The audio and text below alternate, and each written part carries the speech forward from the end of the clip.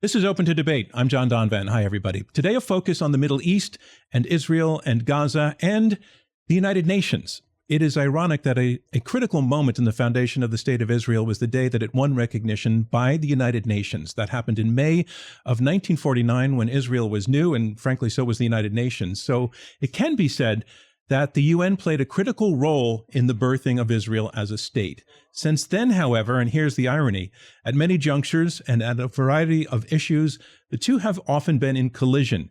While the prospects for a permanent peace, which is a goal of the United Nations to promote, don't seem any closer today than they did in 1949.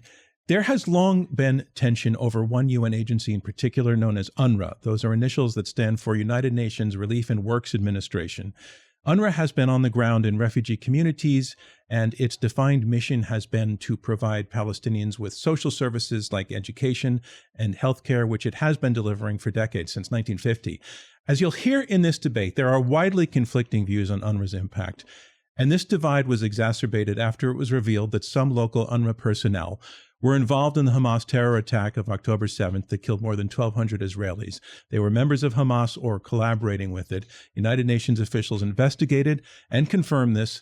And this is a fact that returned the spotlight to the fraught relationship between Israel and the United Nations. And that prompts the question we're taking on in this debate. Is the UN helping or hurting in the Middle East? Let's meet our debaters. Arguing that UN efforts in the Middle East are helping, I want to welcome Richard Gowan. Richard is the UN and Multilateral Diplomacy Director at the International Crisis Group. He's a non-resident fellow at NYU's Center on International Cooperation. His background also includes time spent as consultant for organizations such as the UN Department of Political Affairs and the UN Office of the Special Representative of the Secretary General on International Migration. Richard, welcome to Open to Debate. It's so great to have you and with all of your expertise on the program. Well, thank you so much for the invitation. And here to argue that UN efforts in the Middle East are hurting, I want to welcome Hillel Neuer. Hillel is the executive director of UN Watch. He formerly taught international human rights at the Geneva School of Diplomacy, in addition to having served as vice president of the NGO Special Committee on Human Rights in Geneva. Hillel, welcome to the program. Thank you for having me. We discovered when we asked each of you to take part in the program that you have communicated with each other in the past over X with messages or postings that perhaps to some degree take aim at each other. I don't mean in a personal way, but you had some sharp disagreement. We're just curious, is this the first time that the two of you who have met that way virtually are actually going to be talking and addressing one another directly?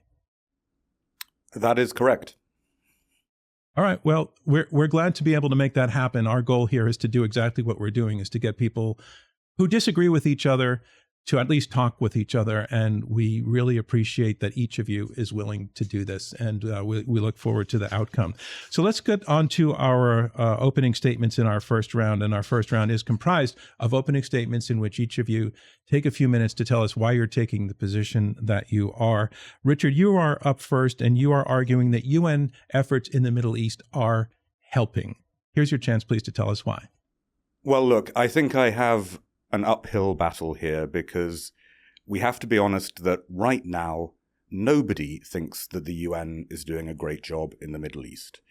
I think Israelis are furious over the allegations around UNRWA that you referred to. They also feel that the UN has been very biased to them during the war between Israel and Hamas.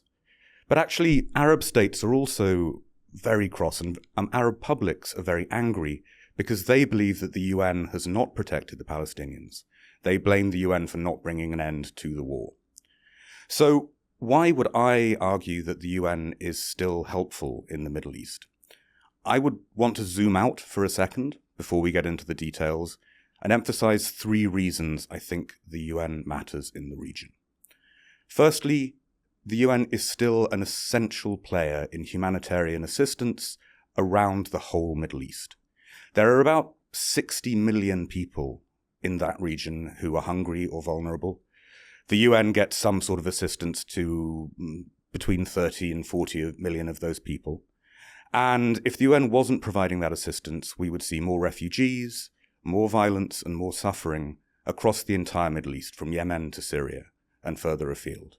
And that is still a crucial stabilizing function that the UN plays. Secondly, the UN does have a security role in the Middle East. There are still UN peacekeepers on Israel's borders with Lebanon and with Syria. Now, Israel has complained that UN peacekeepers in southern Lebanon have not done enough to deal with the threat of Hezbollah, and we can discuss that. But it was striking that after the clashes between Israel and Hezbollah last year, the ceasefire that was agreed kept the UN in place and actually asked the UN peacekeepers in Lebanon to assist the Lebanese armed forces take over areas which Hezbollah had previously controlled. So Israel has recognized that for all their faults, UN peacekeepers are a useful part of their security framework, at least on the Lebanese border going forward. And there's no one else who will really do peacekeeping in the Middle East. There's been talk of NATO peacekeepers in the Middle East. Well, NATO is focused on Ukraine now. There's been talk of an Arab coalition of peacekeepers potentially going into Gaza. I mean, Arab governments have made it fairly clear that they don't want to do that. So when we look for an organization that can send peacekeepers to stabilize areas around Israel, I'm afraid that you do come back to the UN, even if it is not perfect. And then finally, the UN still has an important diplomatic role, bringing together countries on issues like sanctions against jihadist groups in the Middle East. The UN does play a significant function on sanctions against al-Qaeda, sanctions against the Islamic State, and potentially sanctions again against Iran. Obviously, Iran's nuclear program is a huge source of concern to Israel. Well, the Trump administration has said that it wants to reimpose previously suspended sanctions against Iran to try and get it to end that nuclear program. So even the Trump administration sees that the UN is useful to it diplomatically when it comes to regional security. Now, we are going, I think, Hillel and I, to disagree on a lot of points about the details of what the UN does. There are very valid criticisms of the UN, but I think this humanitarian, security, and diplomatic function of the UN remains essential, and that's why I think that it helps. Thank you very much, Richard. And now, Hillel, it is your turn again to remind our viewers and listeners that you are arguing that the UN is hurting in the Middle East. Here's your chance, please, to tell us why. Thank you. Look, I had an organization called UN Watch. We're dedicated to seeing that the United Nations lives up to its noble charter. So we want the UN to work. The UN could play a vital role. Even President Trump has said the UN could play a wonderful role, but sadly they're not. The founder of our organization was civil rights leader Morris Abram. He was a UN expert in the 1960s who sat on the committee of the United Nations that helped write the Convention on the Elimination of Racism. So my organization and myself, we want the UN to work. Sadly, with only a handful of exceptions, the UN in most cases is not helping bring peace and human rights to the Middle East. Certainly, we're talking today about the Israel-Arab conflict. It is doing the opposite. It is hindering chances for peace. And let's look across from the UN, And again, the bar is what could be done. The United States took the lead in achieving the Abraham Accords. That was bringing peace between Israel and Arab countries. The United Nations had no role in that. The Camp David peace agreement, the United Nations had no role in that. If you look at the major peace agreements, the United Nations basically had no role. If anything, they're harming. How are they harming? Well, Secretary General Guterres has been shocking since the October 7th massacre. The United Nations Declarations of Human Rights in 1948 was adopted in response, and I quote, to barbarous acts which outraged the conscience of mankind. When barbarous acts were committed by Hamas, Guterres, instead of leading the world in confronting them, he said, yes, I condemn Hamas, but there was a context. Nothing happens in a vacuum. And when he said those words early on, he gave the message basically justifying what Hamas did and saying their grievances were justified. That's a Secretary General who set the tone for the organization as a whole. Let's look to the Parliament of the United Nations, the General Assembly.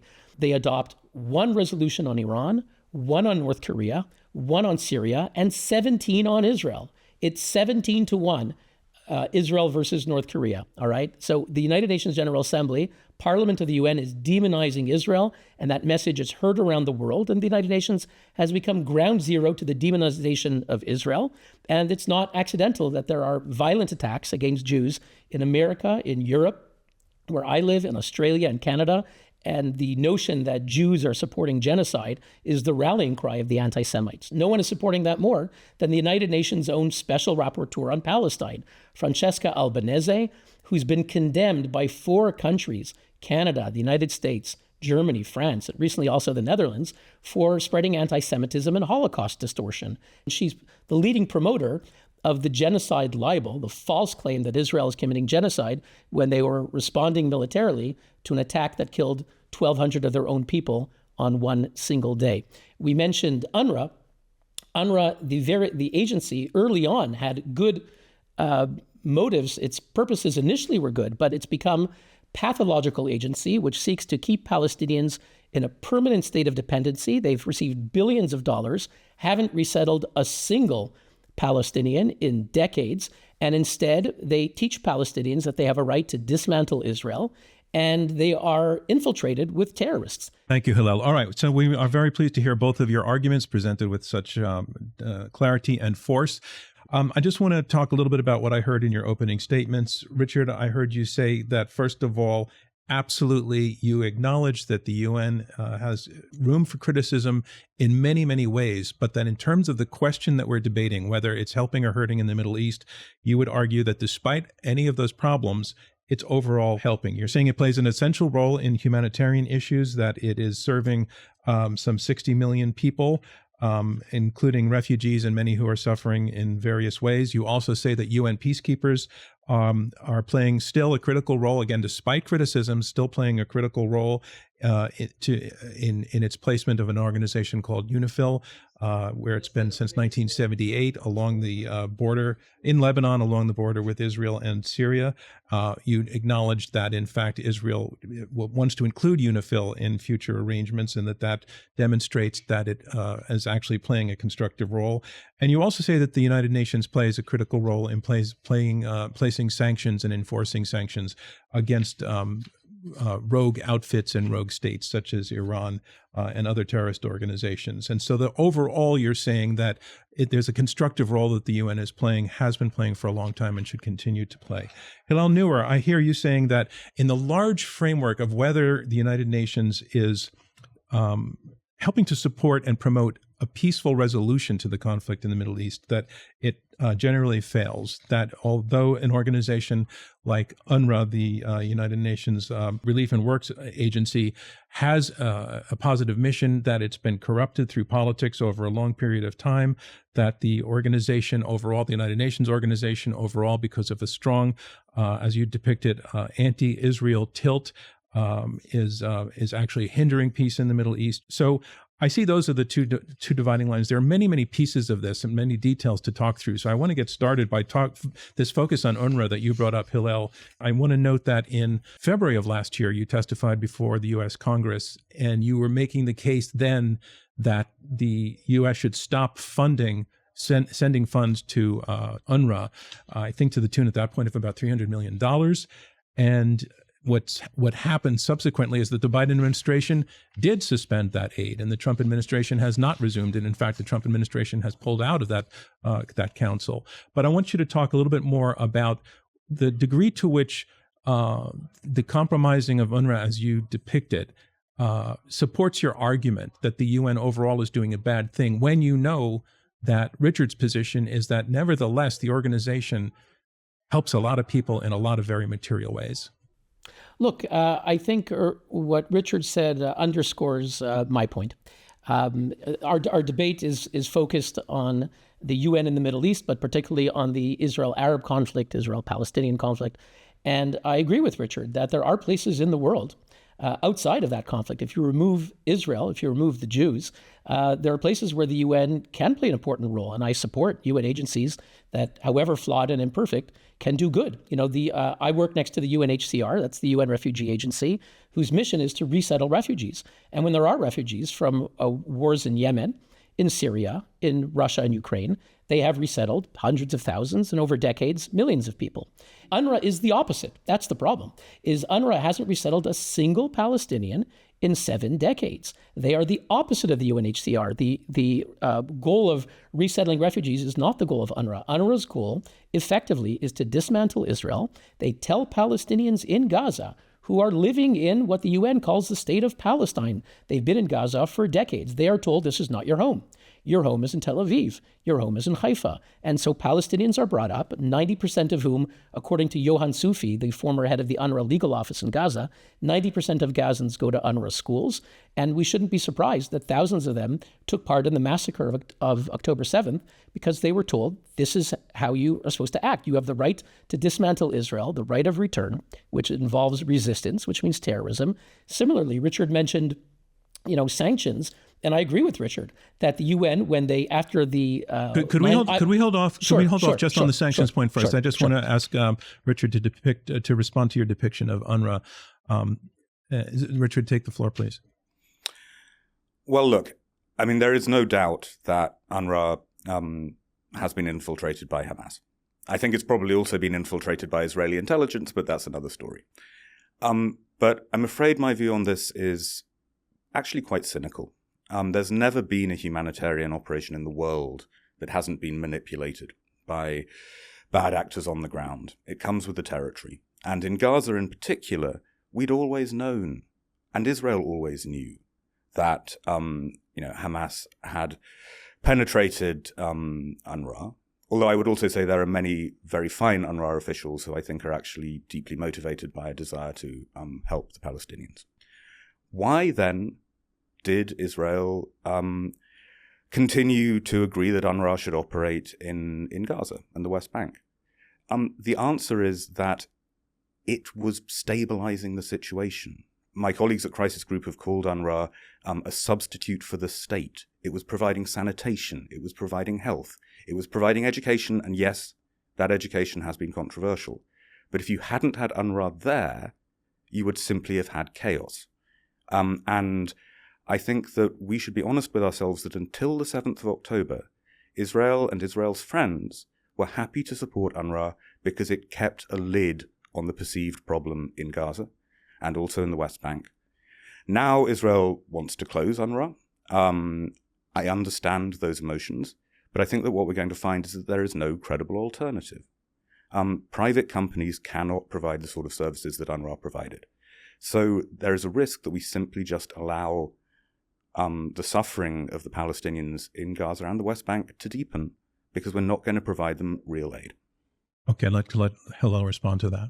Richard's right. Those who are insiders and who are honest know that Israel did not try to destroy UNRWA. Actually, Israel thought, and I agree with Richard on this, that it provided stability. And Israel did not try to destroy UNRWA. Netanyahu made critical remarks, but that was largely rhetoric, and he did not try to destroy UNRWA. And the truth is that stability was a false stability. It's the same. Israel thought that Hamas was deterred. Hamas was not deterred. Hamas was very cleverly, very masterfully building a terrorist army with the help of Iran, carefully mapping out over 5 years of so-called protests at the border wall. They were, preparing the onslaught. And UNRWA buys a false stability. I mean, Richard says, what will replace UNRWA? The answer is 2 words, and that's Palestinian responsibility. And I'm quoting Dr. Einat Wilf, who wrote a terrific book called The War of Return on this. And Palestinians are very capable people. If we look, and I respect them. If we look at what happened in Gaza, they built hundreds of miles of terror tunnels. They built a very sophisticated, very large army, which overwhelmed Israel, massacred 1,200 people in one day. Palestinians can run things on their own. The problem is that for decades, the UN said, you don't do this. You're going to be aid recipients. Why should a very capable people, who can do good things if they want to, can do terrible things if the if the people vote for Hamas, which they voted for Hamas, and they could run their own economy. They can collect taxes. Instead of using it to buy rocket launchers and build terror tunnels, they could use it to feed their own people. So I think keeping Palestinians in dependency is wrong. And I think Hamas said openly, they said, the UN takes care of the refugees, we take care of the fighters. We don't bring the Palestinian people underneath to give them a bomb shelter. That's for our fighters, our gunmen. We abandon them. The UN will take care of them. So it's just developed a horrible culture. The truth is that those who want to see Palestinians and Israelis live together, which I do, it can be a magnificent Riviera, absolutely. But if the people running it are not Dubai Arabs who know how to build up into the sky and into the future, but they're Hamas, And UNRWA encouraged that culture. UNRWA tells Palestinians, your home is not in Gaza. Again, they live in Palestine. Same thing in the West Bank. They're living in Jenin. I'm just going to jump in the interest of time. Richard, you can respond to that, or if not, I have a question for you. Well, I think everyone would say that we want to end up in a situation where there is a functional Palestinian state. And I don't think that is in doubt. I actually don't think that the key to that is whether, which particular UN agency you have there. It requires political compromises by both Israel and the Palestinian Authority. And I don't know if we're going to get those political compromises. But I think if you talk to serious UNRWA officials, and let me emphasize again, I do know very, very good, very caring UNRWA officials, they will tell you, we are sort of holding the ring. We're waiting for a solution. We've been waiting for a solution for decades.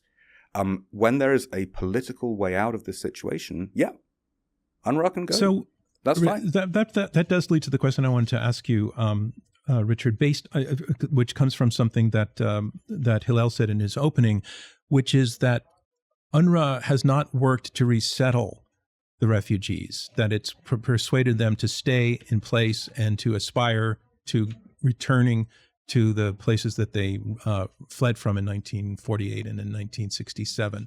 Do you agree with that assessment? And should UNRWA's mission have been the notion of resettlement?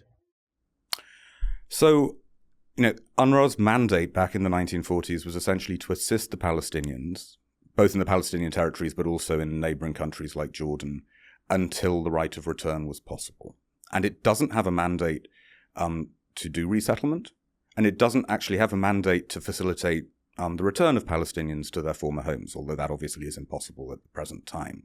It is just meant to assist them for what was, I think, expected to be a few years. I mean, Hillel may know the history of this better than me. No one thought that this was going to be a 75-year process.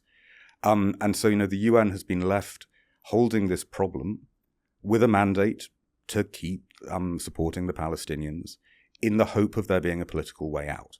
And without there being a political way out, then you are going to have this situation. And again, as I say, it's inevitable when you have a very big humanitarian operation in a very small area like Gaza, that it will be penetrated, that it will be manipulated.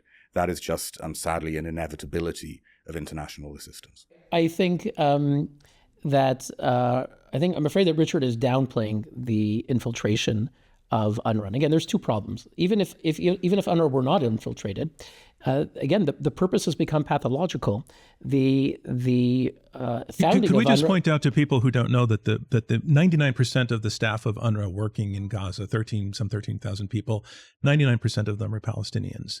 And I'm just not sure that people know that we're not talking about UN officials from outside coming in and working there. That's right. Actually, it's a good point that you make, because that conflation is sometimes encouraged by the UN and UNRWA, depending on the talking points they want to achieve. But I would just want to make 2 points to respond to Richard. One is that, it's true that at the beginning, the original resolution, the idea of UNRWA was to help them actually find relief and works where they were. America sent the head of the Tennessee Valley Authority to try to help them start new lives where they were, and they refused. They said that the jihad against Israel, that there should be no Jewish state, is something they're not prepared to renounce. And the idea that they would return was conditioned on, that some would return, was conditioned that they would return peacefully. But that has never been the goal of the Palestinians who, declare the right of return. And we saw it on October 7th. They're not interested in some peaceful return. But just one final point, it's important to keep in mind. Richard has spoken about UNRWA officials and their noble intentions. We sent a dossier to the current head of UNRWA, Philippe Lazzarini, who appears as a very well-intentioned Swiss humanitarian, about the fact that the head of the teachers union in Gaza, Fathi Sharif, was a leading Hamas member. And he did nothing, okay? He gave him a slap on the wrist and suspended him, but refused to fire him. And UNRWA teachers rallied on his behalf. So it's not a drop in the bucket. This is the entire system in Lebanon. And in September or October, a missile took him out. And on that same day, Hamas announced that Fathi Sharif, the head of the UNRWA teachers union, was the head of Hamas. And you have to assume that they approve of this behavior. That is UNRWA. I don't believe they approve of that behavior. I think that For the last, 18 months, however long, UNRWA officials have been just desperately trying to find any way to get any assistance they can into Gaza, and that has meant very difficult conversations with the Israelis and very difficult conversations with Hamas. Now, if you go back to the period before the atrocities on the 7th of October, I think actually honest UN officials, honest UNRWA officials would say yes. There were cultural problems in UNRWA. And, before the 7th of October, there was actually quite a lot of thinking behind the scenes at the UN about how to shake up the institution. There was a recognition that it had real problems. As I say, since the 7th of October, just everyone has been on emergency watch. The one thing I would say, though, Hillel, is let's imagine we took UNRWA out, which is the Israeli goal. Let's just imagine that it disappeared. Whoever came in, whether it was other UN agencies like the World Food Programme, whether it was private contractors, whether it was Palestinian institutions, they would be relying pretty much on the same individuals to provide health services, to provide education. And they would also face the challenge of penetration by Hamas. Hamas retains quite a sort of strong, deep state in Gaza despite military defeat. And it's not just about the institution, one specific institution which you can take away and remove the problem. Those problems will continue to be there. And again, there is a way out of this. We all want a way out of it, but the way out of it is some sort of political solution. And as you say, if that means strengthening the Palestinian Authority, good. We're on the same page. You wanted to talk about sanctions earlier, UN sanctions in the region, Hillel, and you had some response to Richard's point that they play a very constructive role in imposing sanctions, and I wanted to see what your response to that is.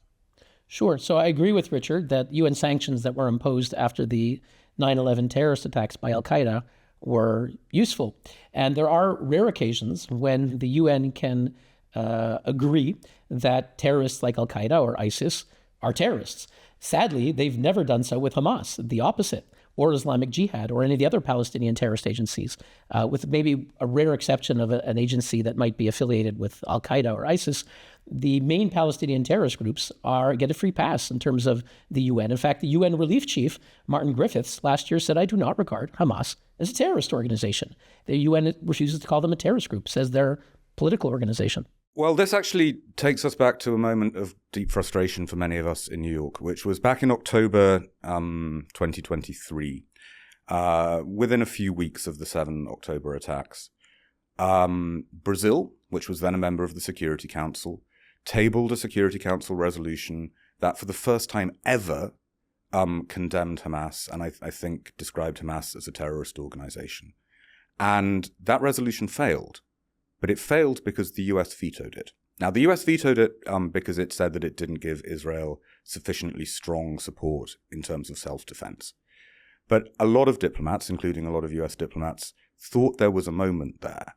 They thought there was a moment where the UN would finally condemn Hamas, would finally sort of start to treat it as a terrorist organization. It could have been a real breakthrough. I've spoken to Arab diplomats who look back on that as a major failure. I think that was a lost opportunity. Well, we know that the United States under Nikki Haley actually brought an amendment to a resolution to specifically declare Hamas a terrorist organization. And actually, interestingly, it did get a majority, but it didn't get the supermajority that was needed, and it never passed. And when you see Philippe Lazzarini, the head of UNRWA, who openly meets with Hamas, and yes, you could say in some cases he needs to for on the ground, functional this, it's hard to see that there's any true will at the UN to regard Hamas as a terrorist organization. Again, if you look at the most active UN official on this issue, who's Francesca Albanese, who writes every single day and who speaks all around the world, spoke in November 2022 at a conference organized by Hamas leader Bassem Naim. In a few minutes, we're going to be joined by some other voices who will be asking some questions. But I have a question that we haven't gotten to yet that came up in the opening, and that has to do with UN peacekeepers. There's a force that was placed in Lebanon, southern Lebanon, in 1978 following an Israeli incursion. It's known as UNIFIL, the United Nations International Force in Lebanon. Some 10,000 troops from more than 40 countries that have been there all of this time to be kind of a buffer and a monitor, and in theory, peacekeepers, although they've also often been criticized for not keeping the peace. But you made the case, Richard, that their role is important. It's vital. It's doing something. Can you go deeper on that? And then I'd like to let Hillel respond to it. Well, firstly, just to say, it's actually the UN interim force in Lebanon. And that again tells you how these things, these UN presences can go on much longer than people realize. So it wasn't, very good correction. And I think we need to leave that in the edit for my mistake. I'm always aware of it because I was born in the same year that it was deployed. So I think of myself as the Richard interim Gowan. But look, UN peacekeepers in southern Lebanon, they've been there for a long time. After the 2006 Israeli-Hezbollah war, the force was expanded, and the idea was that it would help the Lebanese army deploy in areas in southern Lebanon that were controlled by Hezbollah. Now, the Lebanese army, until last year, has never been able to do that, and so the peacekeepers were left in a bit of a limbo. And there has been a lot of criticism that they stood by while Hezbollah actually strengthened its position in southern Lebanon. Now, the peacekeepers would say it wasn't our mandate to fight Hezbollah. We were waiting for the Lebanese army. I understand that the Israeli military found this intolerable. Where we are now, after the ceasefire between Israel and Hezbollah, is that once again the UN is meant to be assisting Lebanese armed forces take over areas where Hezbollah is exiting. The US strongly supports that. There are US officials sort of directly involved in the process. And this time around, it might just work. Look, UNIFIL gave a lot of hope when they were initially created and over the years. Certainly after 2006, there was a very strong resolution that was adopted to put an end to the Second Lebanon War, Resolution 1701. And the gist of it was that Hezbollah would have to be disarmed south of the Litani River. And people hoped that UNIFIL would play an important role. And of course, it also required action by the Lebanese forces. Sadly, in that time, we can see now that UNIFIL did very little in terms of helping to disarm Hezbollah. And in fact, it seems that they turned a blind eye or maybe even did worse.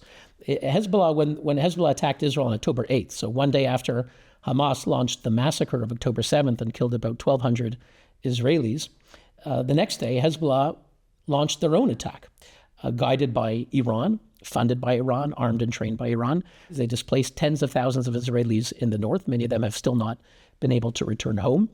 And they did so from areas where you have thousands of UNIFIL peacekeepers. And it seems that, in fact, worse, it seems that UNIFIL allowed Hezbollah, funded by the IRGC, to use their outposts as hiding places, that UNIFIL turned a blind eye as underneath their very noses, Hezbollah built terror tunnels. These are deep terror tunnels. Thousands of rockets were placed in homes all across South Lebanon and Shiite villagers' homes.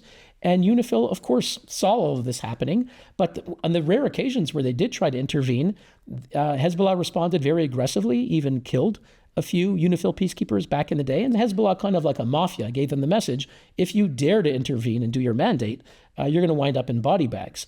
And it seems that, Hillel, sadly...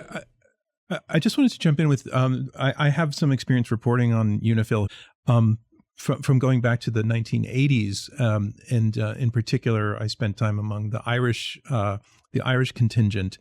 And what I recall at that time, that in addition to everything that you're depicting happened subsequently, that the Israelis felt that they were supportive, that they were in a sense tilting towards people who were fighting against Israel.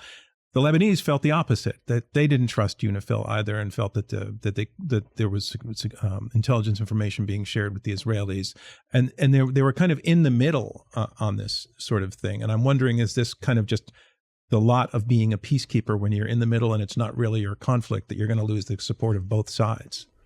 Well, if we look at their language, we can see, UNIFIL also, they will routinely condemn Israel if Israel acts in their vicinity, But when they refer to Hezbollah, we see that they're very hesitant to even criticize or condemn Hezbollah. And the facts speak for themselves. UNIFIL is situated in Lebanon. Hezbollah controlled the entire area to the detriment not only of Israelis, but of the Lebanese. Hezbollah destroyed Lebanon. Hezbollah destroyed Lebanon.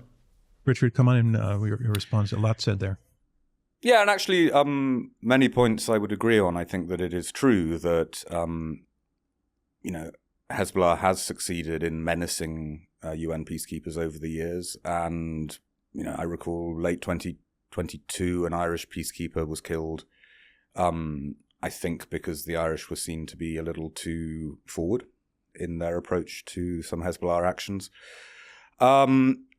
If you go back to 2006 and the expansion of the force, I think for a time, the Israelis were quite happy that UNIFIL created something of a security blanket. It did get in the way of Hezbollah operations.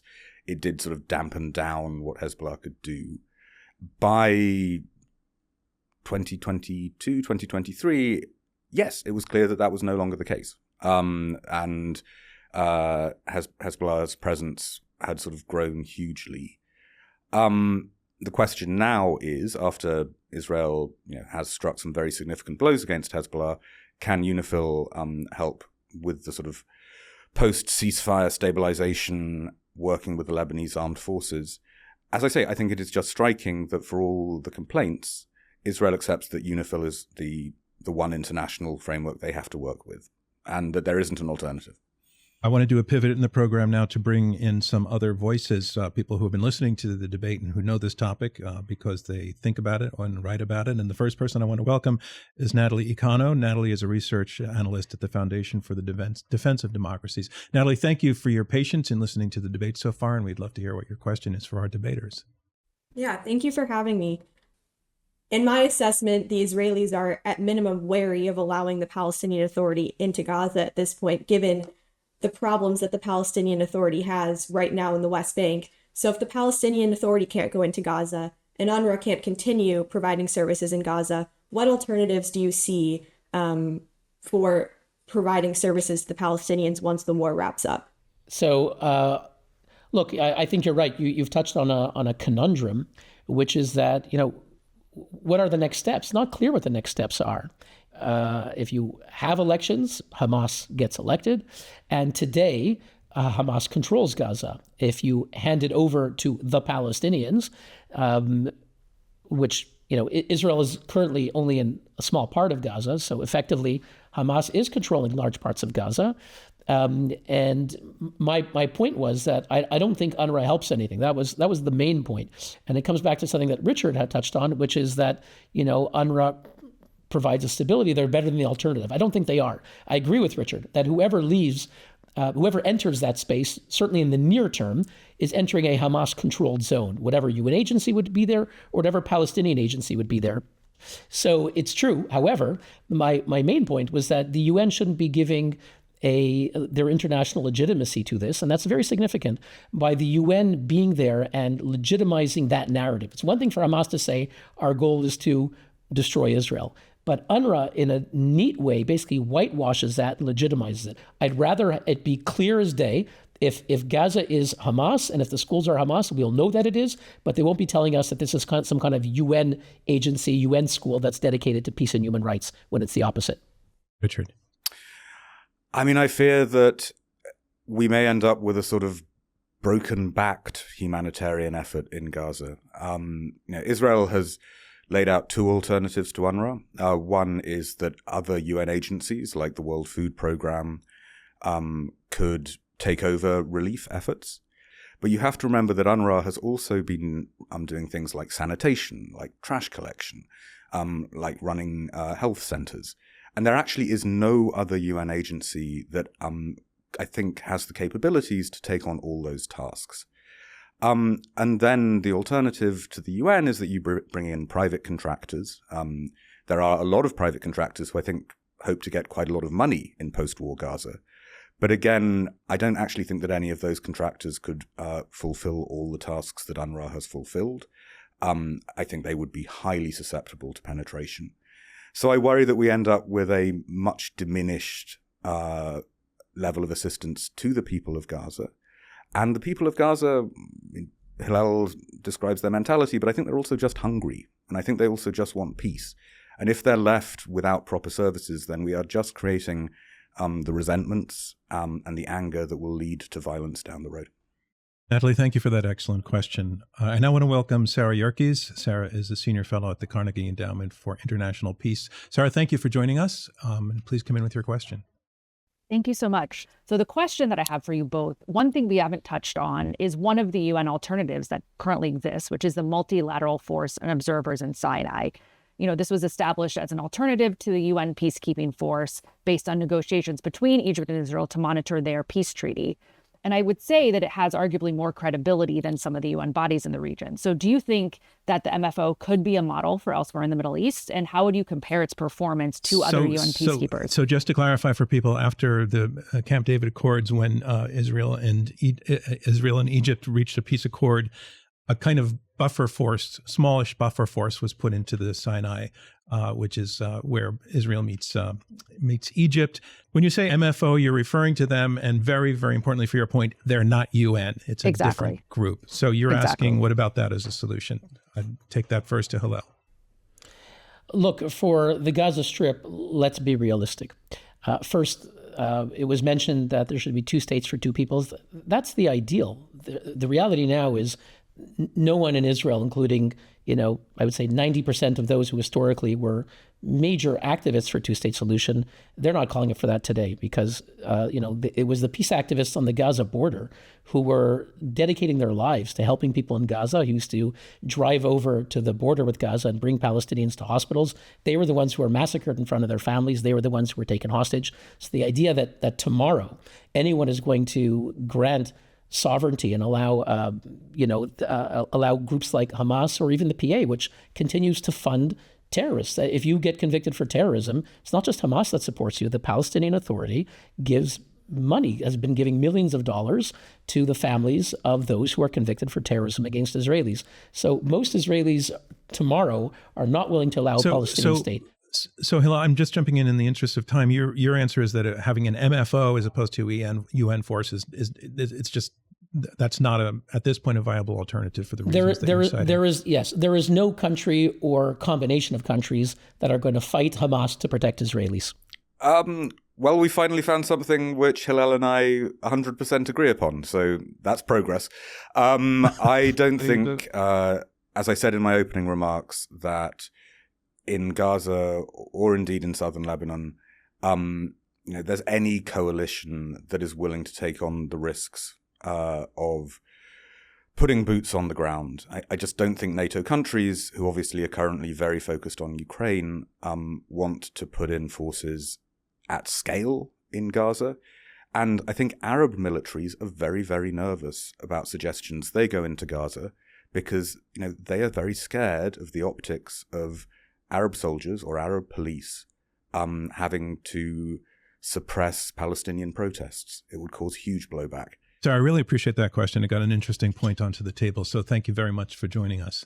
And now we're going to bring it around to our closing round. And our closing round is where each of our two debaters gets a chance to make a closing statement to one more time try to persuade you to their side of the argument. Again, the question is, is the UN helping or hurting in the Middle East? And Richard, you are up first with your closing. I think what has come through this conversation is that actually Hillel is a great idealist about the UN, and I am a pragmatist. I would fully agree that the UN is not living up to all its ideals in the Middle East, and I would actually agree with the idea that in some cases maintaining a UN presence in parts of the Middle East prolongs conflict rather than resolving conflict. But I also don't see, as we've been discussing, credible alternatives for helping the people of the Palestinian territories or many of their neighbors in humanitarian terms or in security terms to the UN.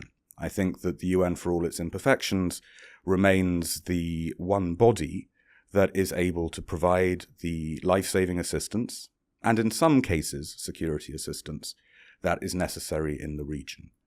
I wish that the UN could do that job better, but I think that we should not blame humanitarian workers for the fact that we cannot find a political solution to the long-running conflict between the Israelis and the Palestinians. Ultimately, it comes down to Israel and to the Palestinian leadership to find a political way out of this crisis. I agree with Hillel that it doesn't look like there is much appetite at the moment to find a political way out of the crisis based on a two-state solution. And so in the absence of that political will, I think we are left with a reality that it falls to the UN to hold the ring, to keep people alive, and to maintain a minimum degree of stability going forward for a lot of civilians who have been isolated and who have been let down.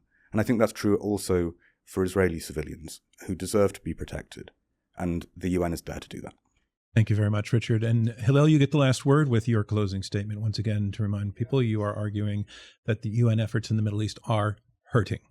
The UN was founded on noble principles and to promote humanitarianism, human rights, security for all. Sadly, when it comes to the Arab-Israel conflict, the UN is not the firefighter. They are the arsonists. If you look at UNRWA, which we've been talking about, the Palestinians and the Hamas terrorists who invaded Israel were mostly educated by UNRWA, and they were acting out what they were taught. The UN is acting in the name of humanitarian, but actually they are only encouraging war and terrorism. Their leading expert on the issue, so-called, is someone named Francesca Albanese, who every day promotes the false libel that Israel is committing genocide. And you know, the group, if you dare to speak out against what the UN is doing, because if you say that the UN is incentivizing Hamas, because every time Hamas attacked Israel from civilian areas, committing a double war crime, inviting Israel to attack civilian areas to stop the rockets, and if you call this out, you are punished. We are the dissenting voice at the Human Rights Council, my organization, UN Watch. And for speaking out, for calling out the fact that there's a special agenda item focused only on demonizing Israel, we were attacked. The head of the Human Rights Council bureaucracy, a man named Eric Tistounet, instructed his employees to remove us from speakers lists, to manipulate the speakers lists so we wouldn't speak. All of this was confirmed in an affidavit signed by Emma Riley, his own employee. So sadly, the UN, not only does it incentivize Hamas, legitimize Hamas terrorism, but if you dare to speak out, you will be attacked and censored. And that's very sad for what the UN was meant to be. Thank you, Hillel. And what I want to say to both of you is thank you very, very much for taking part in this debate and for the manner in which you conducted it. As I said in the beginning, I know that you've had been at cross purposes on social media. This was the first time you were able to address one another directly, and you did so with the civility that we aim for at Open to Debate, and particularly for this series that we've been developing, a series of debates around developments in the Middle East. So one more time to both of you, thank you so much for joining us on Open to Debate. Thank you very much. Thank you for having me. And I also want to thank Sarah and Natalie for the great questions you brought into the program, which moved us into even more interesting directions.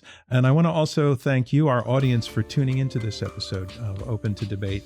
As a nonprofit that is working to combat extreme polarization through what you just saw, civil debate, our work is made possible by listeners like you, by the Rosencrantz Foundation, and by supporters of Open to Debate. Robert Rosencrantz is our chairman. Our CEO is Clay O'Connor. Leah Mathau is our chief content officer. Elizabeth Kitzenberg is our chief advancement officer. Michelle Debrasini is director of marketing. This episode was produced by Alexis Pengrazi and Marlette Sandoval.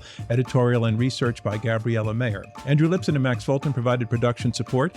The Open to Debate team also includes Annalisa Cochran, Gabrielle Iannicelli, Rachel Kemp, Eric Gross, Linda Lee, Mary Regis, Tom Bunting, and Vlad Virtanen. Damon Whittemore mixed this episode. Our theme music is by Alex Clement, and I'm John Donvan. We'll see you next time on Open to Debate.